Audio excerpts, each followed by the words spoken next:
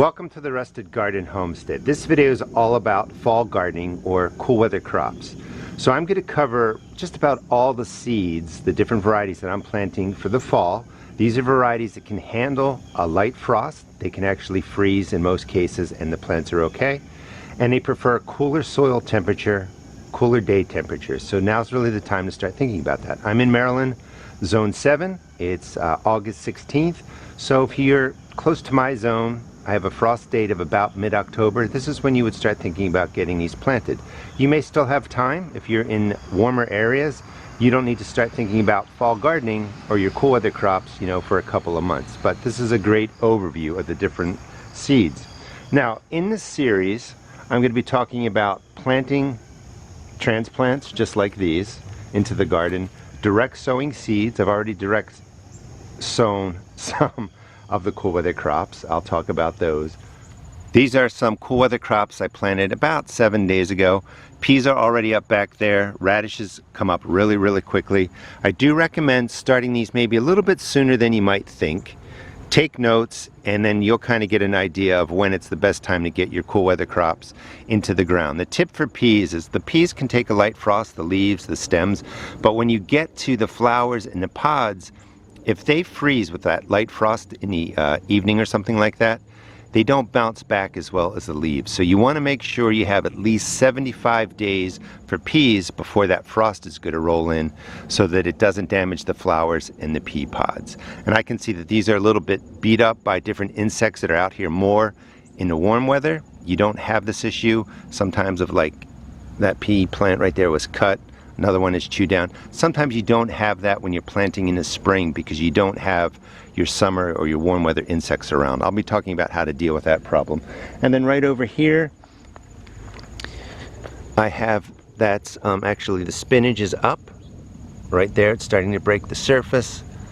And then I have beets over here. With the warmth of August, and because you're transitioning from the warm weather into the cool weather, your cool weather crops are going to germinate really quickly. So I have dates on here that show you, these are ready in about 60 days.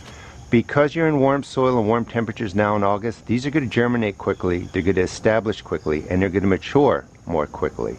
So going from from summer to fall, direct sowing really works well.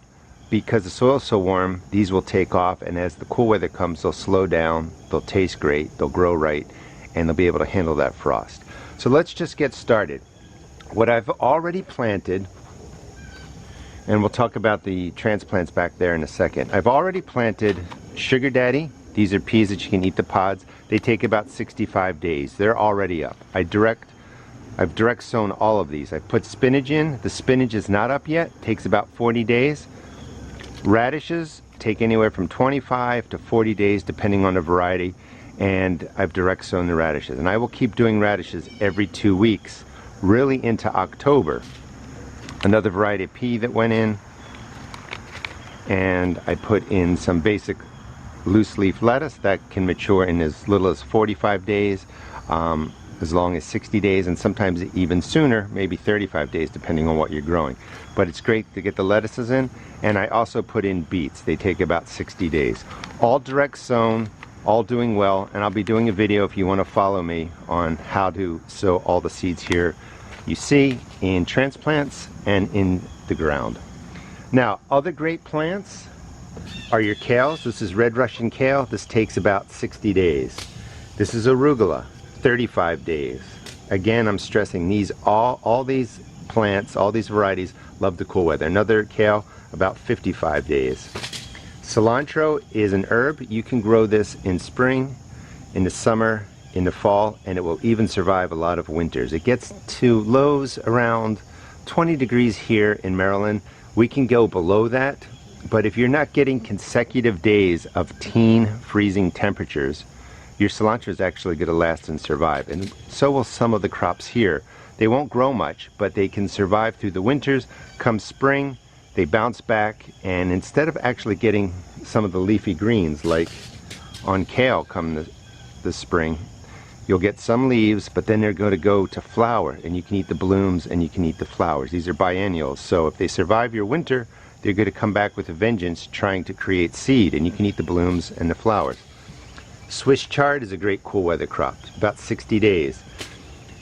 Carrots can take longer, 70 days, but they take a frost really well, and I like growing the half longs or the shorter carrots, and I'll be putting those in the ground. Kohlrabi, 55 days, one of my favorite vegetables. Direct sow them, that works well. Another variety of radish. This is a white globe, 25 days, and I do love the watermelon radishes. They take 60 days to mature. So that's a group of plants you can direct sow now. I'll put a list in the video description if you want to check that out, just so you can see what I'm talking about. But the leafy green plants, generally speaking, root crops like beets, turnips I don't actually have, but I'll be putting in purple top turnips. They can take that frost and freeze. And you want to kind of look for 60 to 75 days before your first light frost rolls in, and you can plant these in the soil. But you have some leeway. I just want you to start thinking about it. Other seeds you can start, now cabbage can take up to 90 days, broccoli can take 75 to 90 days, your Bibb lettuce can take 60 days, a little bit longer. Mustard greens grow really quickly, I highly recommend them. They can be ready as little as 30 to 40 days. Another variety of beets, collard greens go really well with your kale. They take about 75 days to mature. Bunching onions I highly recommend. They can take a frost. You can just put them into any row, in any space where you have a nice long row, just sprinkle them across. They take about 60 days. Arugula we talked about. French breakfast radish really matures in little as 20 days once it germinates. More peas and more spinach. These are the plants that I really enjoy. Now, what does it mean that they're frost tolerant? So we're going from warm weather into cool weather. Anything above the soil surface, plant-wise, in most of these crops, they can actually freeze when the frost comes. So if you have a light frost, lasts a couple hours in the evening, in the day it warms up, these plants will bounce back. They'll freeze, the leaves will freeze, they'll defrost or thaw, and then they do perfectly fine. And they do like that cool weather. When you're getting to the point in your zone or in your garden where the freeze is prolonged for the entire night into the day and the soil surface starts freezing, you know, half an inch deep, that's when it gets into the root area of a lot of your cool weather crops, and that's what kills them off.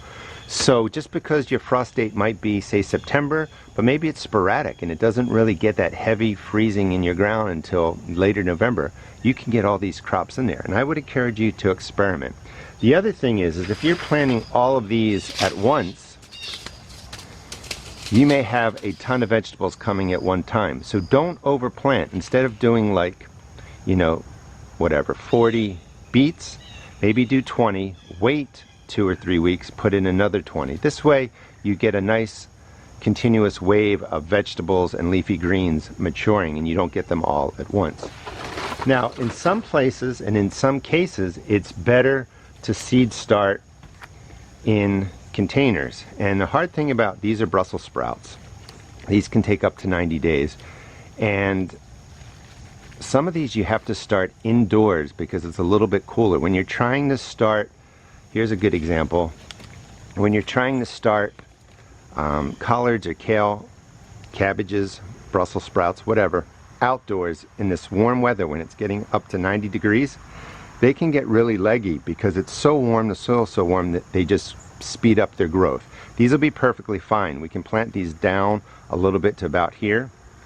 But if you seed start them indoors, take them out at night, let them get the cooler temperatures, bring them inside, maybe give them some sun during the day for a couple of hours, these will do better. They're not going to get as leggy.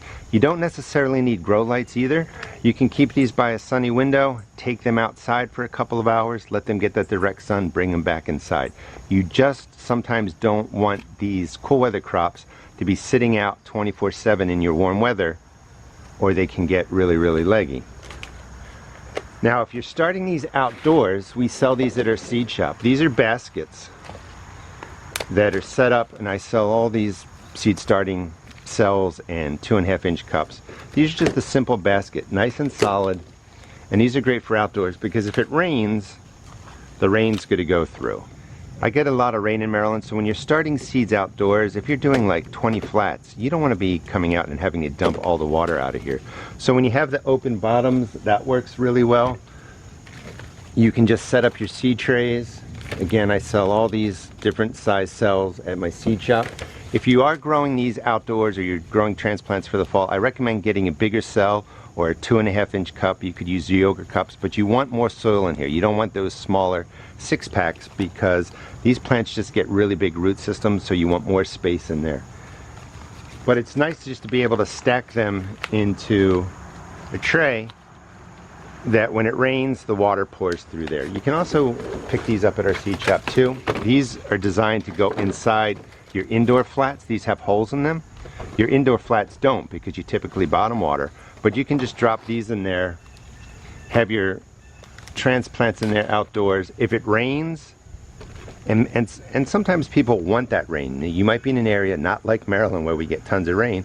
Where it rains, you want that water to sit in there, and that's fine. You just put a regular flat on the bottom. That keeps the water in. If you get too much, rather than trying to dump these out, you would just pick this up, dump out the excess, and drop the flat back in there. That just makes starting your transplants a lot easier outdoors. Now, the plants that I recommend for starting outdoors are the plants that are going to take 70 to 90 days to get to maturity. Brussels sprouts, kales, this is a purple cauliflower, collard greens, purple kale, dwarf kale back here. Get them started now. The other reason that you may want to start in these cells is that you don't have room in your garden. I have a large garden. I have extra space. I actually just built more space. But if you're waiting for your summer crops to come out, you can start a lot of your fall leafy greens in containers like this, and that will give you time really to let the tomatoes finish out, the peppers finish out, let these get to a nice size. When you rip out those summer crops, you can just pop in the cool weather crops. And again, I'll be doing videos on seed starting your cool weather crops in flats like that and talk more in depth about how you would do that. And I'll show you how to direct sow them into the garden. The only plants that I would not recommend starting in something like this are radishes and carrots. They're really best grown direct sown. That was hard to say.